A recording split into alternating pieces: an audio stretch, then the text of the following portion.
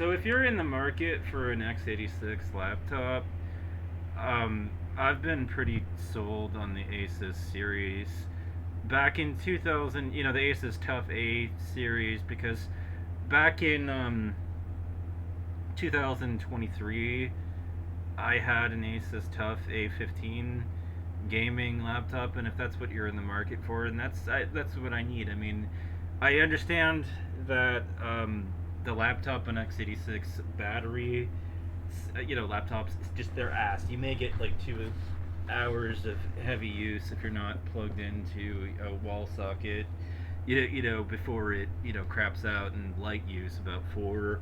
Before it craps out, and my understanding is that Apple's laptops, although they are ARM based, which is a problem if you're trying to run the kinds of software that I want to run, you know, um, if you want to run the kind of stuff I need, they haven't been ported to ARM yet and recompiled for it. There's ARM for Windows. I am excited about it when when it matures further than it matures. I mean, I feel like I'm in the fucking '90s all over again in respect to technology and all the things that are happening in it. It's getting exciting. Go Risk V5.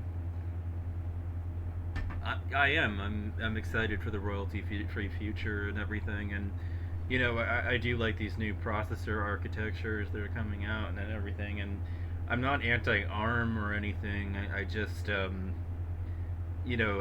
unfortunately, if you want to run the kind of stuff that I want to run, and that includes gaming, but it's also productivity and other things. A gaming laptop is powerful enough to do just about anything, even run potentially small scale AI. With this ACE, this damn thing should be able to run like ChatGPT. But yeah, it's got some good stuff in it. But what sold me on the A series was, now I take full responsibility for what happened. See, I should have known better. My father, when he used to build PCs for us, we used to build them out of spare components, and you know, um, nowadays I could do it, but it's sometimes just easier to pay for a 2-year contract with Geek Squad and have them put it together for you, even though I basically know how to do it. But if I've got a contract with them, they'll do it for me for free anyways, and then I can free up my day and do whatever I want with the day. Go to the mall, you know, do something else with the time and everything, and that's great and all. Instead of having to build it myself. But what sold me on the series is that I cracked the case, right, and I was able to easily get the RAM modules, although they did have that damn ribbon on top of them, which was a little bit of a problem, having to lift it up, and out of the way. But I was able to easily upgrade the RAM, and I looked and I looked, because I was interested in what happened if the battery went out, and what do I do in that set of circumstances? And I looked, and it just had this little wire running down that had a little clip that you just unclip, and the battery comes loose and right out, and it's easily serviced, and replaced if something goes wrong with the battery on the system and everything. And as I was looking around in there, I noticed that you know the hard drive could be easily upgraded. The memory modules could be easily upgraded. You're basically, it wasn't as serviceable as a framework laptop. I'll put it like that. You weren't able to do as much to tinker around with it as much as you would with a framework, but there was a lot of flexibility there and everything from a big, company it's fairly reliable at the end of the day.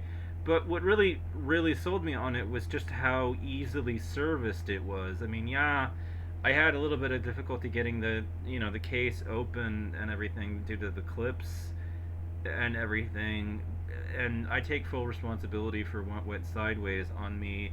See, I fucked up. Okay, I when my dad and me worked on computers, we had a little old cupcake tray basically, and I used it to separate screws and everything, and to do management of the screws as I was working inside the system.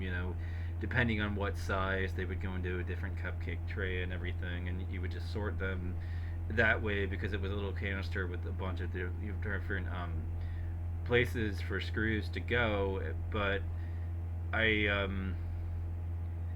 I regret what happened and what I did, and everything, and the problems with the system. Well, anyways, the thing is that I left the cupcake tray, and I you know for the sake of just testing the system and then using it for like the day or a day or two, once it was upgraded, I just went without putting the screws back in, right? I was gonna wait a day and then just put it in, the next day and everything when I woke up. But in the interim, I left my room, I went out, for a day or just to do some stuff out, in public. I get groceries or, go to the store, go to various stores, um, go to the Dungeons and Dragons gaming nights that I was playing back then with my people, and you know, um, so the thing about all of it, and everything that transpired, and how I, fucked this whole process up. Somebody took the cupcake tray out of my room. Maybe I went to take a shower and somebody came in here to do a little bit of minor cleaning in here. They come in and take the cupcake tray, and at some point they dump the tray out, or it goes to the wash or something, and the screws come loose and down the drain. They go. I don't know. I don't know what happened to them, but I found it out in the kitchen, in the little thing after, and it was like, somebody had to do this. Somebody had to pick this up and out of here. Only around here, nobody remembers or likes taking responsibility for that sort of thing. When they come in here and they grab something, they don't make a mental note of it. They just grab it to clean up, and in the process, they might clean up a dozen or so different things, and as a result, they don't remember what they tinkered with or touched when they were doing it. They just remember that they did it, and the details, like what you fucking did with this thing, the cupcake tray. It just slips them. They don't remember, long enough and everything. And so, what happened is that I wasn't able to get the screws back in on time. The damn laptop suddenly started coming loose, looser and looser and looser, and eventually the damn screen cable came out and detached from the system, and the screen itself, it came loose and off. It went, and so the screen separated from the damn thing, and I got to see the cable that it was hooked up to and everything, and there was just damage to the system as a result. The chassis of the system kind of broke, and everything over about 3 months and everything. I was helpless. I tried to order a pair of screws to replace the old ones to put them in, but they didn't fit. And I started going crazy. I didn't know where to find them, and I did find a pair that were specifically intended for it, but they were going for a couple hundred. Like, it's just ridiculousness, and everything. That. So I didn't have a solution for that. I need like to get a magnetic mat for screws when doing this sort of work. You know, I've got a blue mat for soldering work with little cubby stations for screws, but it's not magnetic, and it needs to be for my own purposes to work on the internals and guts inside of things. Because I do soldering work, periodically, and yeah. So that was bullshit, and it sucks. It's crap and everything, and it's terrible that what happened, but it's not Asus's fault. They're not responsible for the fact that the damn thing broke. And then I needed a new one, and I was in a lurch for it. I went to a Birthday Massacre concert. I met a guy there. That guy recommended Cyber Power PC and everything, the one that I'm currently using and everything. He swore by them enough that I gave them a shot and everything, but I just worked on it internally, and I gotta say, there's a heat pipe in the way kind of blocking and obstructing my ability to remove their original RAM module and replace it. You know, and it's not registering the new RAM module that I just put in the system. And yeah, um, I don't know. I mean, I just didn't. I don't have a great affection for this damn system, to be honest with you, that he recommended and everything, and that he put together. No insult to the man or anything. I don't know. Maybe he's got an uncle that works for them or something.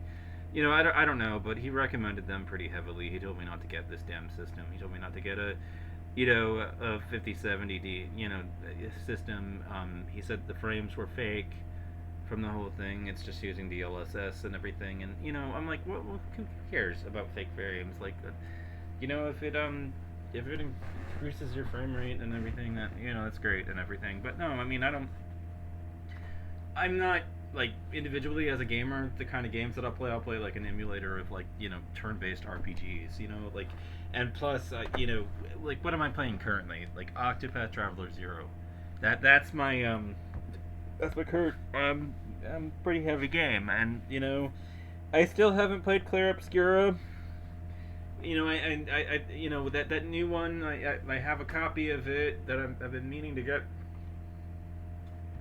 get to play and everything. But I really like turn based. One thing I really like appreciate about Octopath is that there are some really tough turn based battles. Now, if you're a veteran like me and you've been looking at guides and you're not playing as blind as I was and everything, and if you actually think about it, and what I don't know, maybe if you had gotten the arms master's job, you wouldn't have the kinds of problems that I had, because you could just hit it with with some of the moves that hit it with like every weapon type. No, but I got my ass handed to me by Captain Caldina, and everything, and there was a couple fights that I went like 0-6 on, six different times, but that was because I kept trying the same strategy on the same boss, hoping I would get lucky at one point before I finally, with Captain Caldina, decided, fuck it, let's look up a guide on how to gank this biatch's second form, and it's a DPS race basically where you need to break her as quickly as possible, and so you need one strategy in particular is to use the arms master job to really break her as quickly as possible because she has an obnoxious amount of shields. And by the way, I was able to kill her first form. It was the second form that usually got me. It was the second form of her that I went 1 out of 7 on. After I came back with the arms master job and everything. But yeah, she's a tough one. You basically need the advanced jobs or a coherent strategy to break her as quickly as possible. There are some other party setups and everything, but I just didn't have the right party setup to go after her and everything. I didn't fully comprehend what you had to bring to the fight and everything. I did some points I noticed that just before we got to her, she has ice and dark based attacks. I managed to find the dark, resist items. I put them on my healers, as a strategy, so my healers would be more able to, able to resist dark based attacks, so that it didn't matter if everybody else got hit as long as the healers survived, and everything. Although in Octopath you can always all of them back to life. As far as an item is concerned, if they do get killed, then you've still got somebody up. But that's a turn that gets wasted while you're trying to either attack or do something like donate PP or otherwise breaking shields. It gets wasted as you try to bring your healers back up to life and everything. But no, that yeah, Captain Caldina kicked my ass a couple of times. So I really like Octopath. for this kind of thing. Your first strategy doesn't work. You have to come back and tool out and spec out with a new strategy to beat something, and the challenge therein in turn-based combat is really nice. It's not just a you know it can be really tough, and it can be really, really, really difficult to beat some of these bosses and everything inside the system. I mean, I've currently got every piece of battle tested gear now. Ulberich is holding most of them. He's holding the sword, the spear, and the shield. Three battle tested pieces of equipment on that motherfucker. He's all specced out to take some real damage and everything, and plus he's got the thing that allows him to be healed above his current HP cap and everything. So he often sits there provoking with 999 points and everything. But yeah, those are the kinds of games I play. I recently played Bravely Default, and everything, and that's the reason why I'm able to ramble about them for as long as I've been rambling, 16 minutes, because I'm able to tell you about the games that I've been playing. I'm able to explain that Octopath Zero has a really intense story. I've been taken by surprise. I didn't think so much had happened before, the main series and everything. I've been hit with a sidewinder that makes me want to replay the first at this point and everything. But I feel like Square Enix owes us an Octopath 0.5 now, because bridging these two worlds. Plus a lot of these areas are not accessible inside Octopath Zero. So like in Octopath 1, like Asteria, like what the hell? I mean, so much happens in this game. I mean, they've expanded, COTC. Oh god, I'm getting a phone call.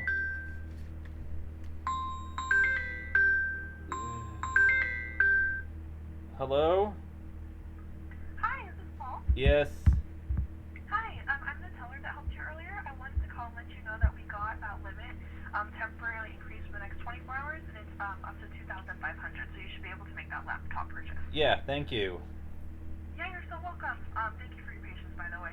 Yeah. Well, thank you. Have a great rest of your day. Alright. You too. Thank you. Bye. Bye. Ugh. You.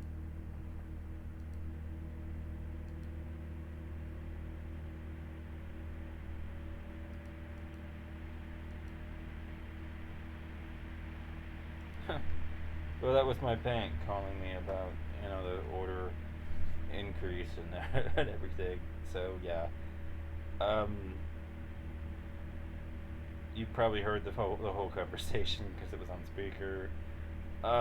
Yeah.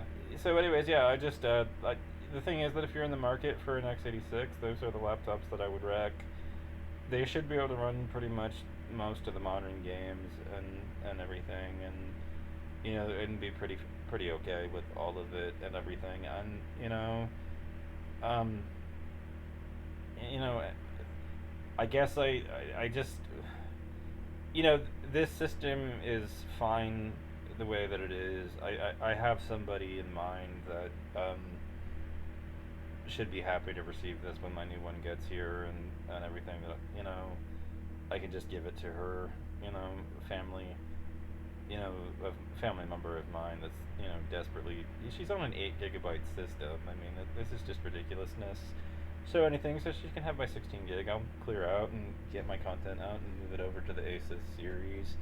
But yeah, there was a heat pipe in the way of the RAM modules being removed, and I tried to get the heat pipe up, in order to remove it and everything to get it out of the way, but it just it's very stuck in there. Like, it's been screwed in by a bunch of different screws. I got them all up. I tried to get, and I kept trying to pull it up, and as I'm doing this, as I'm trying to get it up, I'm trying to use a screwdriver to get some leverage to pry up, to try to, put some force on it and everything. Not too much force that it would snap or anything, just enough to, if there is another screw, to feel around to try to find out where that screw actually is, and everything, and where the pressure is that's getting it caught and everything, just enough to probe that and everything. And as I'm doing that with the screwdriver, I'm getting sparks on the damn system. So there's capacitors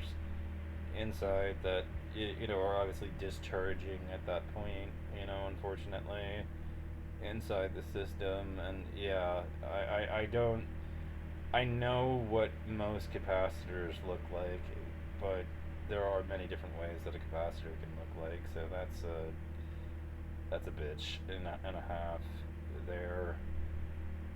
Small scale discharges. Fortunately, nothing broke, nothing went short inside of here. But yeah, that's a little bit concerning when you're, working in a system and you start getting sparks. Like, that's not good. Anyways, yeah, that's my day and everything, and have a good one, YouTube, and that's my perspective, and it's why I feel the way that I do, and yeah, have a nice one.